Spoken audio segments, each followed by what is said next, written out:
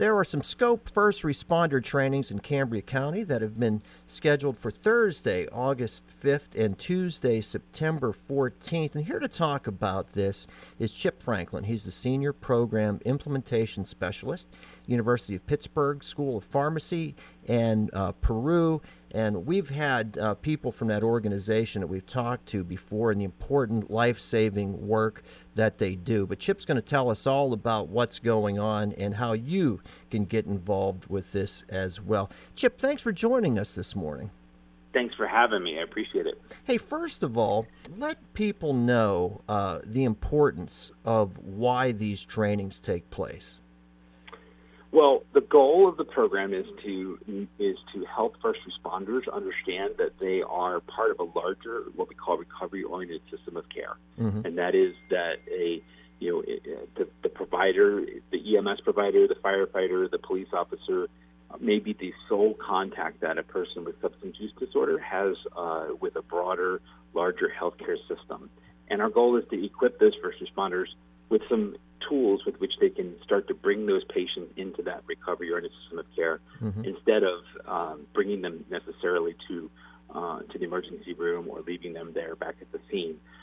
Certainly, many of our patients will receive Narcan and then go about their day and continue to live their life. What we want to do is distribute that or help the public safety provider be a distribution point for that information so we can get that information into the hands of our patients. The events that we've talked about, Thursday, August 5th from 1 to 5 p.m. and Tuesday, September 14th from 6 to 10 p.m. are taking place on the campus of St. Francis University. And who can attend these events? We are open to any first responder, and we use that first responder definition rather broadly. If you are obviously a traditional first responder, EMS, fire, and police officer, we're more than happy to have you, but we're expanding that thought process to include those that might be on their own in the community, so community health workers, nurses, social workers, people that may necessarily call themselves first responders are more than welcome to attend. And I'm sure, Chip, that just like anything else, and again, with the life-saving work that you do, it's important for those who do this important work to be trained in new techniques, because I'm sure things change from year to year, don't they? Yes, sir. Yeah, they definitely do, and we're seeing significant pockets, as I'm sure most of you know, of substance use in the Cambria, Blair County areas, and other pockets throughout Pennsylvania that we're focusing on those areas. With the return to in-person training because of COVID, we had to roll everything back to an online platform, but we've now started to come back out into the community, and like you said, we're going to be there at St. Francis coming up here in August and September. We're also going to be at the Duncansville Volunteer Fire Department on the 21st of July. Oh, great. And so that's next week. I know it's a little early or a little late in the day, but happy to have anybody come on out as well. Yeah. And then we also offer those that can't make any of those dates. We also offer on a significant number of online dates as well. People can attend our training through our website, live and in person as well. Should mention also that attendees will also receive 4 hours of EMS or Certified Law Enforcement Executive Continuing Education credits as well, right? Correct. Yeah. That's correct. Yep. We're talking to Chip Franklin. He's a Senior Program Implementation Specialist for Peru, University of Pittsburgh School of Pharmacy. And Chip, I have to tell you that I'm a very proud Pitt graduate, class of 1989. I'm also a faculty member at St. Francis, so it's nice to be involved with both these things and seeing these trainings take place as well. But what are some of the things that are taught that perhaps people wouldn't necessarily think are necessary to be taught? Well, much of it is about how to communicate with patients in ways that is not necessarily lecture-based. So you would communicate with that patient in a collaborative way instead of very linear, which is where we traditionally think public safety folks will be be communicating. We're talking about motivational interviewing techniques, how we put patients into a recovery-oriented system of care and providing them with information about what a recovery-oriented system of care looks like, and then empowering them with the understanding and the ability to even recognize amongst themselves that they may have their own substance use disorder issues that need to be addressed. So we kind of wrap it from both ends. We have our external patients in our community, but we also have ourselves inside that we need to take care of. So we talk about making sure that we use motivation interviewing and open-ended discussions with ourselves, that we have these communication techniques going on.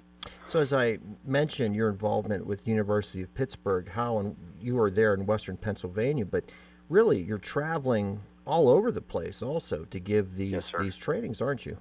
33 counties highlighted across Pennsylvania that I've been to, like Lycoming County, Livingston County. We're going to be in Northampton County and Bucks County as well. And so we have a lot of training across states that we're looking to put on. Wonderful. And so say there's somebody listening to our conversation now that wants to get their organization involved and would like to schedule a training. Absolutely. How can they reach out to you? Well, we have our email address is scope, SCOPE, at pitt.edu, or they can go to our website, peru.pitt.edu. We also have a Facebook page just as came up as well. If they search Peru Scope statewide, they should be able to find it. And we're going to be announcing all of our trainings there and providing links to our online training sessions and things like that going forward. Yeah. I think the ultimate goal is to reduce and prevent overdose, right? And I think a lot of times, I think we had a problem within this region of Cambria-Somerset County of not recognizing the fact that we had an issue with opioids. For the longest time, we just would not admit to that. And I think that coming to that realization has helped, and offering trainings like this ultimately help reduce these rates, don't they? Yes, sir. And it gives those first responders an alternative, another tool to put in their toolkit of ways in which they can communicate with the patient and speak with them in a way that they could understand how they could be incorporated into this broader recovery-oriented system of care. It's definitely a valuable tool set to have. The upcoming trainings Thursday, August 5th, from 1 to 5 on the campus of University of St. Francis University. Tuesday, September 14th, from 6 to 10. Chip also mentioned one for people to the east of us in Duncansville, right? And the date of that one? Correct. Yeah. Yep, July 21st from 10 to 2. July 21st. Chip, any final message that you have for our audience about the important work that you do?